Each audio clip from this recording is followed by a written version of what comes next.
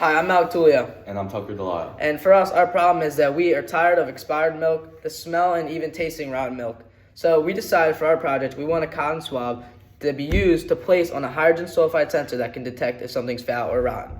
Our target audience is people that hate the smell of rotten milk and don't feel like smelling it before trying it. Our plan is to make the sensor into a lot smaller object so that it can fit underneath a bottle cap, and we can put it in the milk so that you don't have to use a cotton swab and put it next to the sensor. So this way it'll be much more efficient and we can sell it as a product.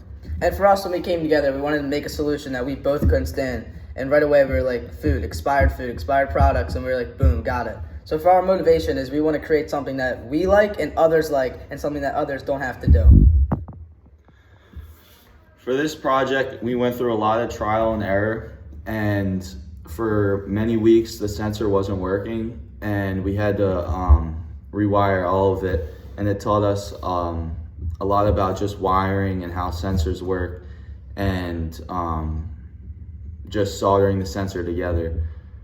Also, when we were in, I think, 9th grade, we focused on an app called Arduino, which is wiring boards. So for that experience, and then to translate over this year, it helped us certainly a lot. We had to rewire a bunch, we had to retest the sensor a bunch. So just like having that experience, I think, really helped us. And I think that's it, right?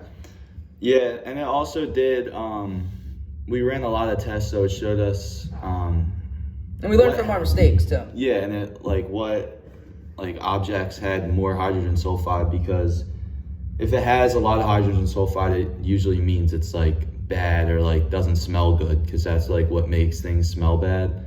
So that kind of taught us a lot. And yeah, just Arduino, learning how to use a circuit and coding it all together so it could all work. And also for us, since we're in chemistry this year, we've learned a lot about acids and bases and their pH levels. So once we were coming together and thinking about the stuff to do, that was really definitely a key helper, being in chemistry, learning about levels and stuff. So for our final video, we actually decided to test a stinky sock, which we thought would be beneficial, and it ended up working. So play that video now. Thank you. We chose to use a hydrogen sulfide sensor because it detects acids. What is a hydrogen sulfide? Hydrogen sulfide is a colorless gas, the characteristic foul odor of rotten eggs. It's heavier than air, it's very poisonous, corrosive, flammable, and very explosive. Hydrogen sulfide is created from the decomposition of organic materials in the absence of oxygen, such as in landfills, sewers, and swamps. Before the sock was placed on the sensor, our levels were 400, and we decided to test this stinky sock to see if we can get a reaction.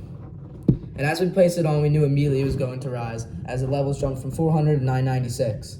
And the reason we didn't decide to do milk is because we couldn't get it to work and we couldn't think of a good solution for it. So Tucker and I decided to use a sock, which was beneficial, and we got results from it.